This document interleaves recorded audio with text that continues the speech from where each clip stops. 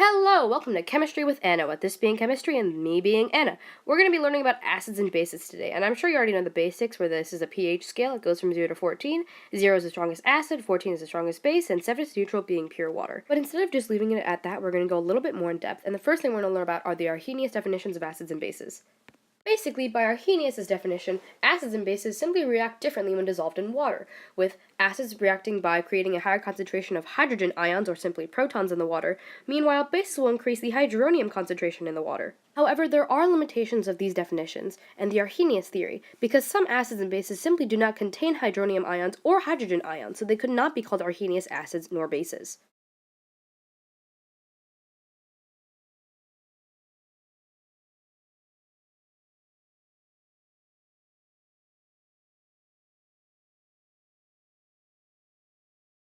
But don't fret, because this problem is solved by the Bronsted-Lowry and Lewis definitions of acids and bases. Let's start out with the Bronsted-Lowry definition of acids and bases. In 1923, two chemists, Bronsted and Lowry, found the exact same definition of acids and bases, based off of if they accept or donate protons or hydrogen ions in a chemical reaction. In this definition, acids are proton acceptors and bases are proton donators, and they were not wrong, but not entirely right. And expanding on the Bronsted-Lowry theory was the Lewis theory, which proposed an alternative to the theory that used electron pair transfer over proton transfer. So in this case, an acid would accept a pair of electrons while the base would donate it. Now that we're done with that history lesson, let's take a quick glance back at our old friend, the pH scale, so we can get a little bit more familiar with these chemicals before we jump into our experiment. So of course you know that acids and bases are very different. Bases are soapy and slippery and are commonly used in household cleaning products and disinfectants. Water has a neutral pH of around 7, and acids are sour, react strongly with metals, and can also burn through human skin. But fun fact, so can bases if they're strong enough. So be careful around your strong acids and bases, especially hydrochloric acid and sodium hydroxide. But real quick before we dive into our reaction, we're going to talk about neutralization. Neutralization is basically what happens when an acid and a base react with each other, and they neutralize each other out to form water and a kind of salt. So today, to investigate neutralization reactions, we're going to be making our own homemade bath bombs. Hooray! It's a lot of fun and it's really colorful and you can Snapchat it, but it's really basic chemistry behind all of it. And it's a pretty basic double replacement reaction between an acid and a base, so it neutralizes out, with the acid here being citric acid, which is C6H8O7, and the base being sodium bicarbonate, or baking soda, which is NaHCO3. That creates sodium citrate, which is Na3C6H5O7, and water, which is H2O, and carbon dioxide, which is CO2. Okay, let's get started. For those of you who have never been to Lush and bought yourself a bath bomb, I would not suggest doing that because stepping into a Lush store unprepared could probably knock you out instantly. What you can do instead, though, is make your own milder bath bombs right here at home, with things you can probably find in your home or at your local Walmart, or both if your home is your local Walmart.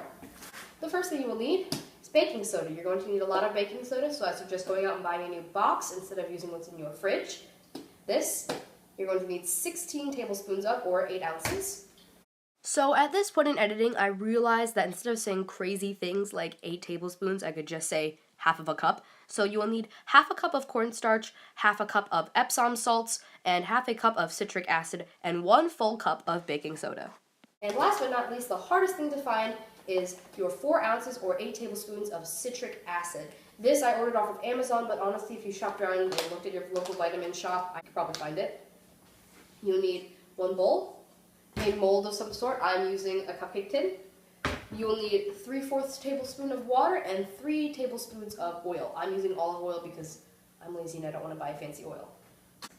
What you're going to do is measure out all of your powders. I'm not going to record myself doing that because I'm bad at measuring powder and also I spill it everywhere. So we're just going to skip ahead in that point in the video until I have everything all mixed together. So I'll see you in a bit. And now we're back. I have mixed everything together in this bowl using my handy dandy fork. You should probably use a whisk, but I don't have a whisk. And I've divvied it up into these 4 styrofoam bowls for coloring. You may see that these 2 bowls are already colored. This one's purple and this one is pink. Very faint colors. I thought I'd make it all fun and bright for springtime. And basically how you're going to color these is you're going to need a little bit of oil and you're going to need a little bit of water. I have taken the liberty of filling up a 4th cup holder of water and having my 1/4 teaspoon ready to scoop it up. What you're going to do is you're going to take your food coloring. I'm going to pick green because I didn't use green before and I'm using green now. And I'm just going to fast forward this part when I'm struggling with opening the icing. Okay, that was easy. I definitely didn't struggle for many minutes before realizing I was twisting it the wrong way. What you're going to do is you're going to take your food coloring, squirt a little bit in there. Oh yes, so very green. Green's such a wonderful color. Springtime is great. It's so nice and warm and sunny outside. You're going to take your color. You're going to take your tablespoon and fill it up 3 times and drop it in there. 2, and then 3.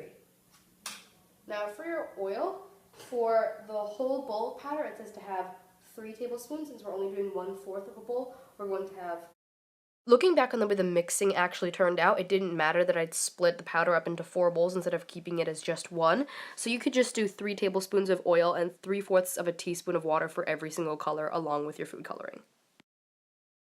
I'm going to take a separate fork from the one that I used to stir this up. I'm just going to mix up that color until it's nice and consistent.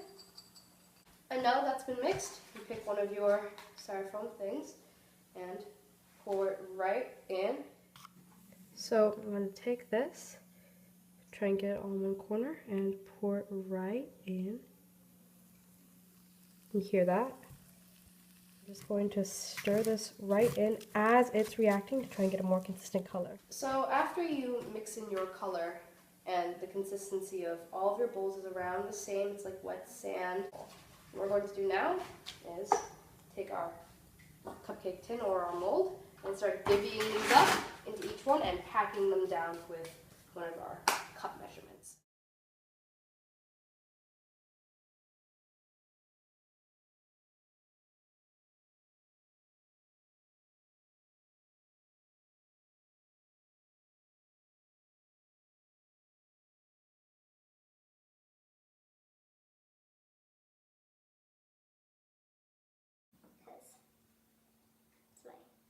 Needs to be a favorite color. And now that's significant because, I don't know. But press that down so we don't get any air bubbles. It has a nice flat bottom. Just dust any leftovers into there. The green is actually really pretty. I'm just going to start making these smaller because I'm running out of colors.